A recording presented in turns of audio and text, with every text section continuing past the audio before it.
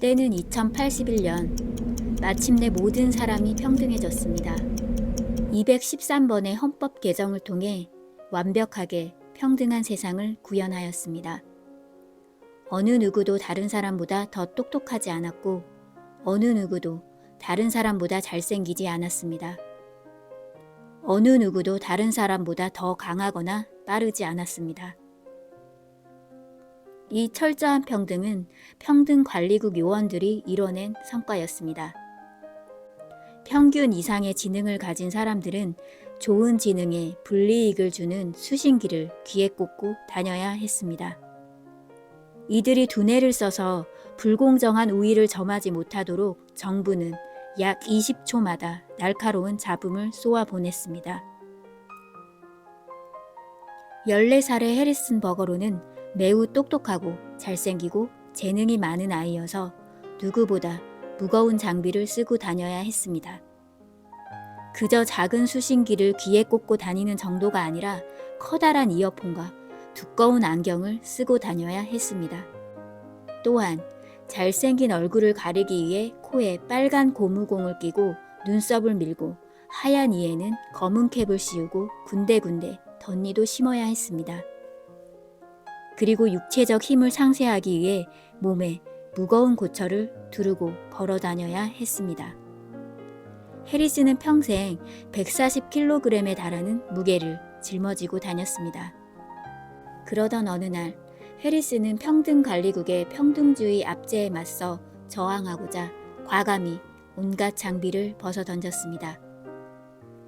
저항에 대한 대가로 해리스는 결국 총으로 사살당했고 그 장면은 TV를 통해 생중계되게 됩니다. 그의 아버지 조지와 어머니 헤이즐은 TV에서 아들 해리슨의 사살되려 하는 생중계 장면을 보게 되었습니다. 그들은 충격에 휩싸이고 눈물을 흘렸지만 이내 집 TV 브라운관이 폭파되고 평등관리국에서 쏜 귀에 찌르는 신호에 의해 왜 자신들이 슬프고 눈물을 흘렸는지 그 사실조차 잊어버리게 됩니다. 그들은 그냥 아들의 죽음도 잊어버린 채 일상으로 돌아가 살아가게 됩니다. 이 이야기는 커트 보네거트의 단편 해리슨 버거론 소설의 내용입니다. 우리는 모두가 평등해지길 원하곤 하는데요. 과연 해리슨 버거론 이야기가 유토피아처럼 느껴지시는 분들도 계실지 궁금합니다. 과연 세상에 완벽한 평등이 있을 수 있을지, 그리고 그러한 세상에서 과연 모두가 행복해질 수 있는 걸까요? 우리는 회사든 어떤 조직에서든 어떤 사람은 능력이 있어 1시간 내에 일을 다 처리하는 동안 또 어떤 사람은 능력이 모자라서일까요?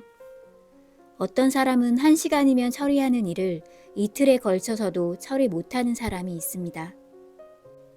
이 상황에서 1시간이면 일을 처리하는 사람은 불공평함과 억울함을 느끼게 됩니다. 왜 나만 이렇게 고생을 해야 하지? 이런 생각이 드는 것은 당연한 일입니다. 하지만 반대로 이틀에 걸쳐서도 일을 못 끝내는 사람의 입장에선 어떨까요? 왜 나는 애시당초 태어날 때부터 다른 사람보다 능력이 없게 태어난 거지? 세상이 너무 불공평한 거 아니야? 너무 억울해. 이런 생각이 드는 것 또한 당연한 일입니다.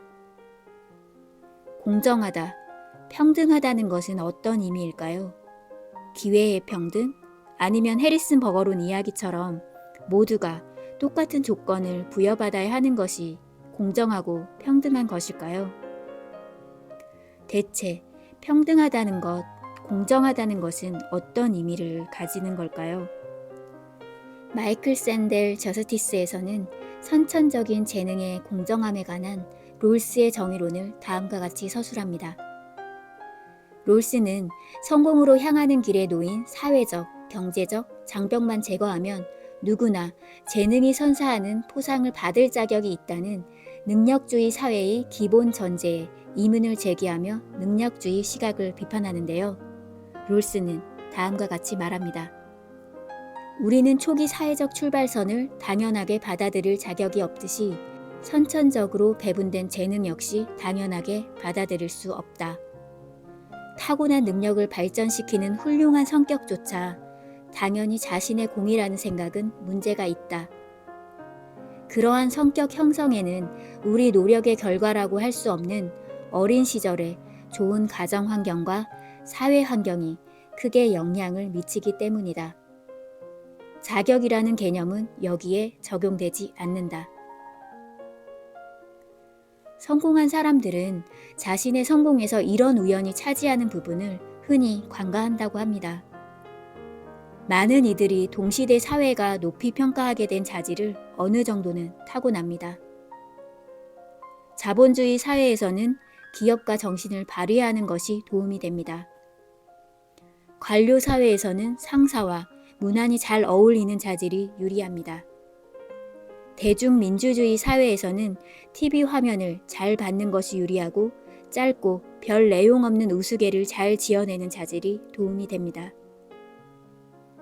걸핏하면 소송하는 사회에서는 법학 전문 대학원에 다니거나 법학 전문 대학원 입학시험에서 높은 점수를 받을 수 있는 논리적이고 이성적인 능력이 도움이 됩니다. 사회가 그런 자질의 가치를 높이 평가하는 것은 우리의 노력과 관계가 없습니다. 그런 재능으로 우리가 지금처럼 기술이 발달했거나 소송을 무척 좋아하는 사회가 아니라 수렵사회나 무사가 우대받는 사회, 혹은 육체적 힘이나 독실한 종교적 자세를 드러내는 사람에게 가장 큰 포성이나 명성을 안겨주는 사회에 산다고 가정해 봅시다. 우리의 재능은 분명 지금 수준에 이르지 않았을 것입니다. 그리고 아마 다른 재능을 개발했을 것입니다. 그렇다면 그런 사회에서 우리의 가치나 미덕은 지금보다 적은 것일까요? 롤스는 이에 대해 아니라고 대답합니다. 지금보다는 포상을 적게 받겠지만 포상의 권리가 적다고 다른 사람보다 가치가 적다거나 자격이 모자란 것은 아니다. 현 사회가 귀히 여기고 많이 포상하는 재능을 덜 가진 사람도 마찬가지이다. 라고 합니다. 따라서 게임의 규칙이 포상을 약속하는 재능을 연마할 경우 그로부터 얻는 권리가 있기는 하지만 우리에게 풍부한 자질을 높이 평가해주는 사회에 살아가게 된 특별한 자격이 우리에게 있다고 생각한다면 오해이자 자만이라고 합니다. 책 저스티스의 선천적인 재능에 관한 평등과 공정함의 서술 내용이었습니다. 우리는 선천적인 재능에 관한 평등과 공정함의 정의에 대해서는 평소 간과하면서 살아가게 되는데요. 하지만 한 번쯤은 이에 대해 깊이 생각해 볼 필요가 있습니다. 우리는 흔히 우리가 열심히 공부해서 노력해서 가진 자격들을 당연하게 권리라고 생각하고 살아갑니다. 학습 능력, 외모 등 나의 타고난 재능은 그냥 나의 것, 나의 권리라고 그것과 공정함과는 상관이 없다고 흔히들 생각합니다. 하지만 그런 재능을 가진 것조차 재능을 가지지 못한 사람들 입장에서 보면 불평등하다, 불공정하다는 생각이 들 수 있습니다. 그리고 그런 재능을 가지고 태어난 것은 그런 재능을 우대하는 시대에 태어난 어찌 보면 행운일지도 모릅니다. 이리 생각해 본다면 능력, 즉 재능, 뛰어난 외모 등을 가지신 분들이 겪는 시기 질투의 대상이 되어 힘든 일을 겪게 된다거나 회사에서 능력이 뛰어나지 못한 사람들보다 더 일을 많이 하게 된다거나 이런 것들이 마냥 불평등하다, 공정하지 않다고만 느끼고 억울하다고 불만을 가지는 게 맞는 걸까요? 반대로 또 능력을 가지지 못하다고 해서 능력이 있는 분들이 겪는 고통에 대해서는 또 당연하다고 느끼시나요? 그들은 어찌해서 여러분들보다 일을 더 많이 해야 하고 시기 질투를 당해 정신적인 고통을 감내하며 살아가야 하는 걸까요? 여러분이 이틀 동안 하는 일을 그들은 1시간 내에 처리하는 등 그들 덕분에 편안하게 생활하고 계신 것도 분명 있을 텐데 말이죠.